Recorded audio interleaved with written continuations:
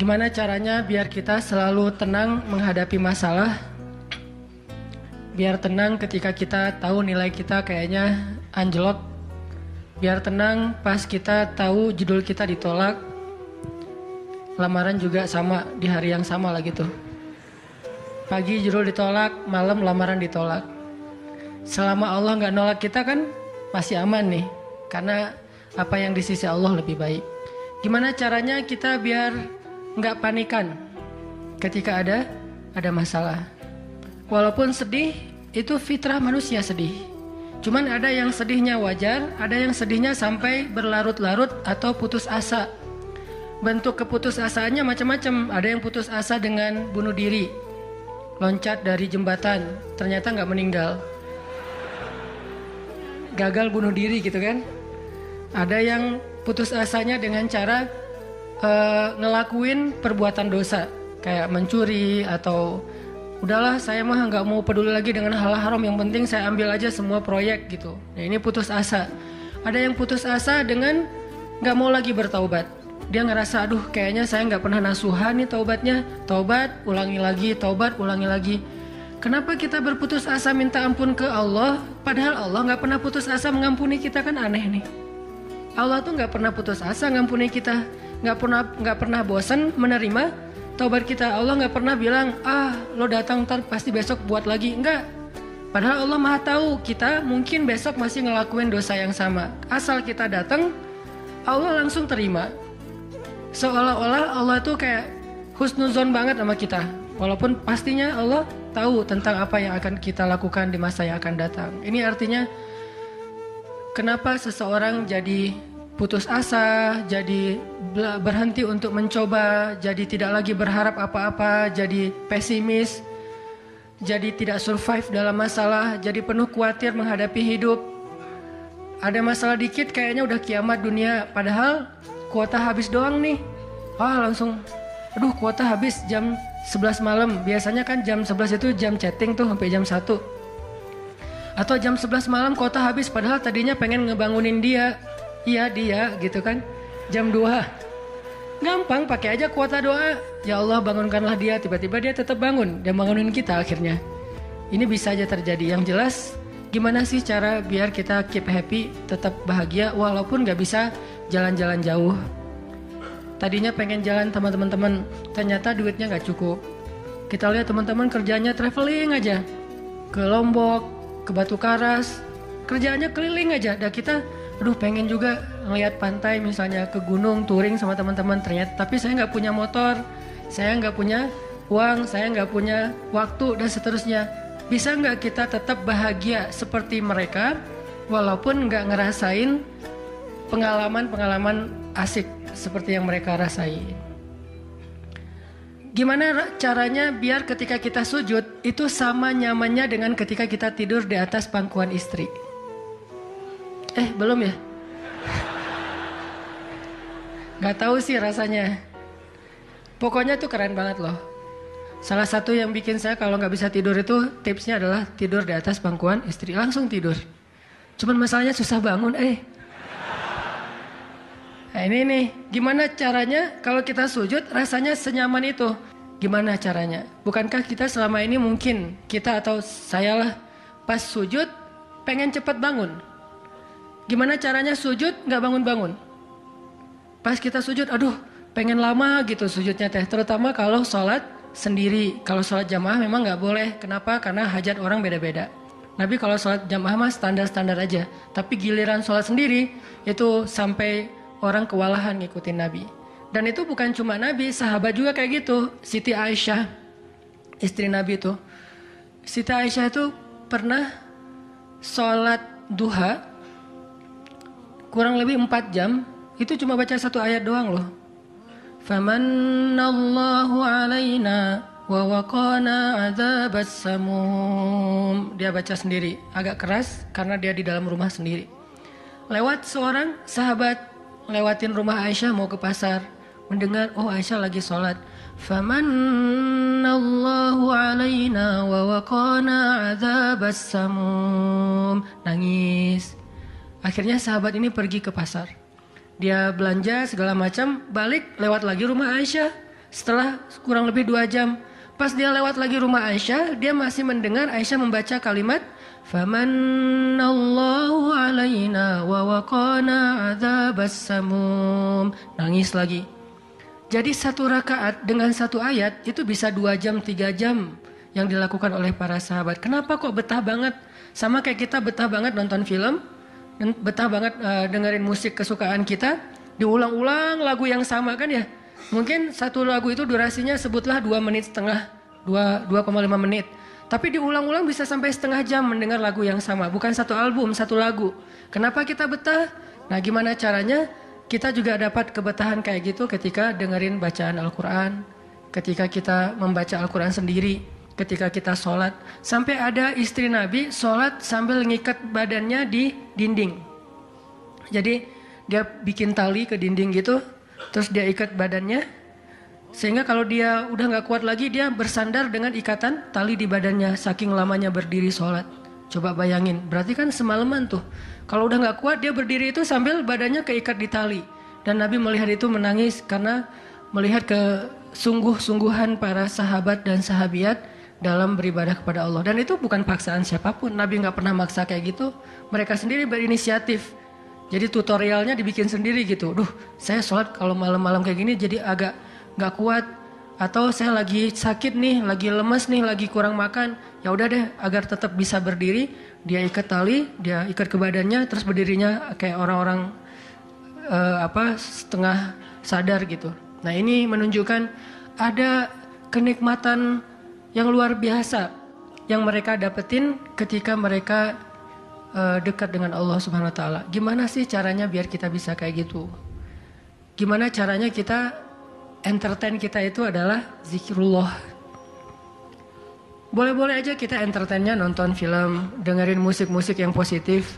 Entertain kita mungkin chatting, entertain kita mungkin update status, entertain kita mungkin kepoin mantan misalnya.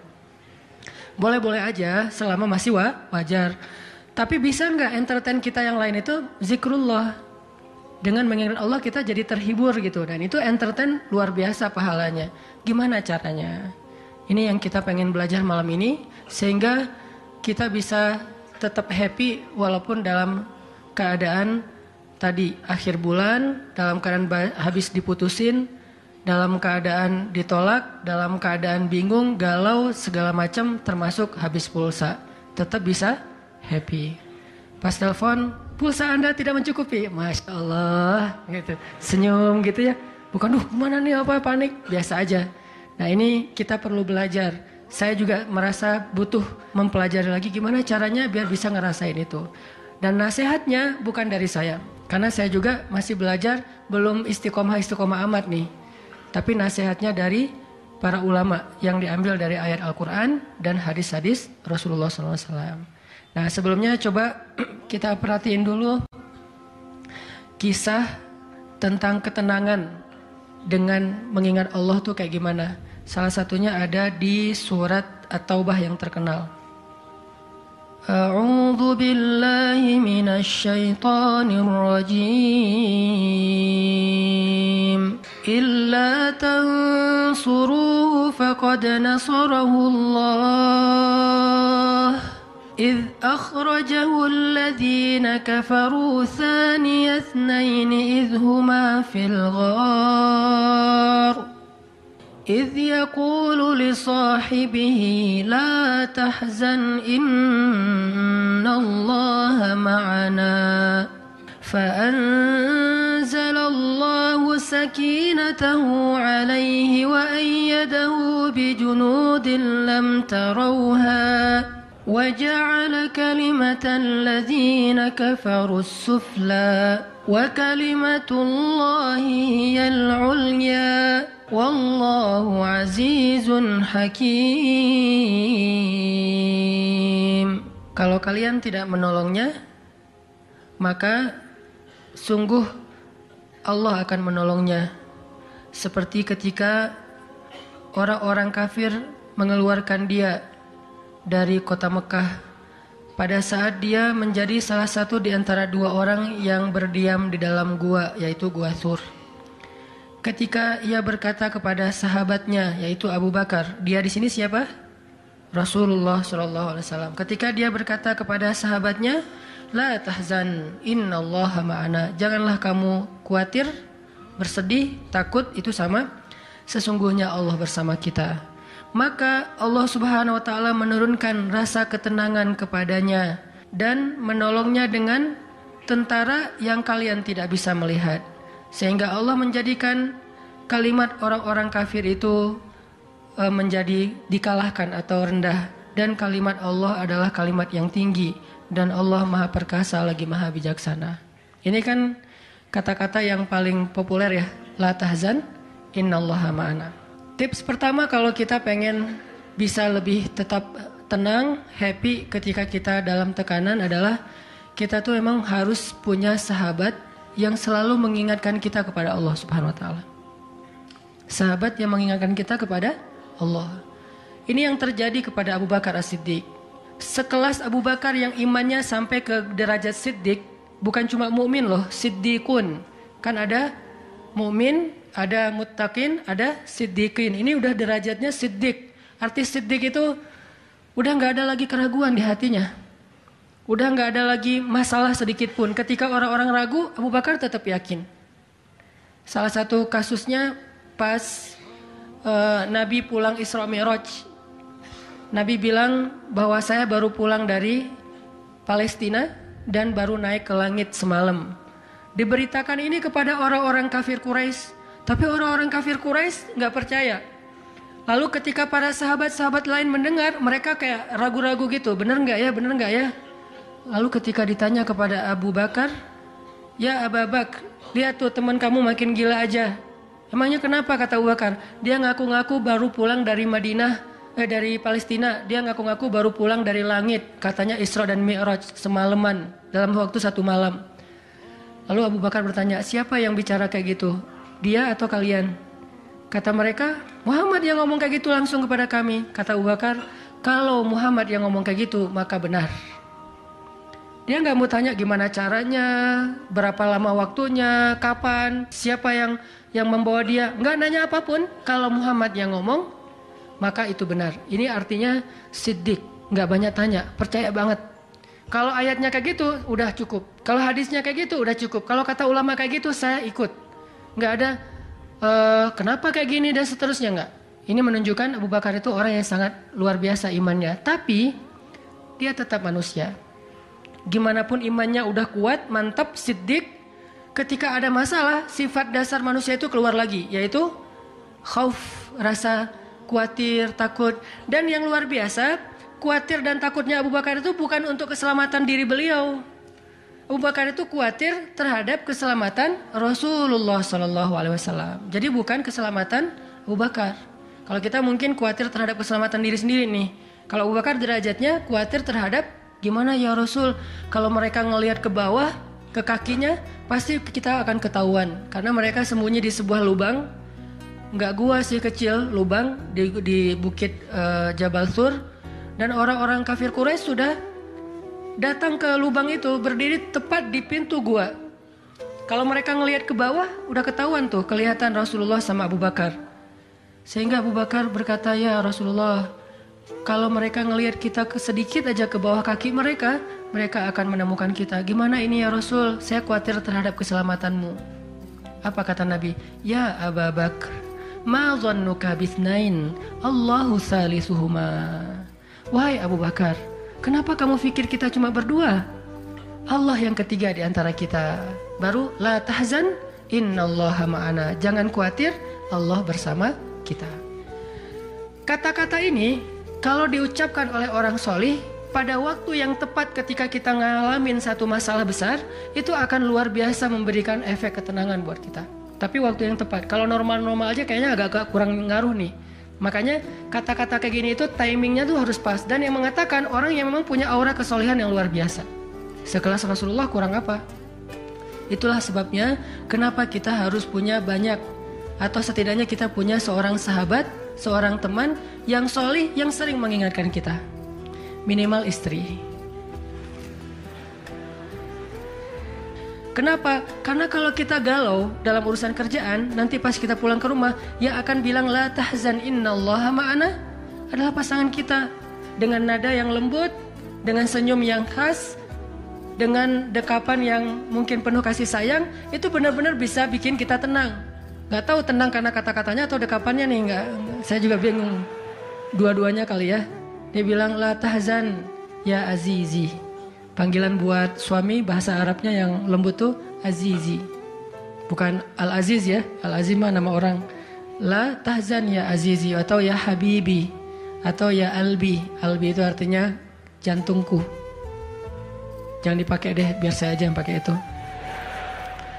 La tahzan. Jadi misalnya kayak suami galau tentang kerjaan. Mah, papa lagi galau nih. Kenapa, Pak? Di kantor itu kemarin kita ada tawaran proyek. Cuman proyeknya kayaknya cara untuk ngedapetin proyek itu cara-caranya tuh agak-agak kurang baik gitu. Ada suap segala macam. Tapi itu proyeknya untung besar loh, Mah. Nah, kalau kita nggak suap, kita nggak akan dapat proyek itu. Ini gimana nih, Mah?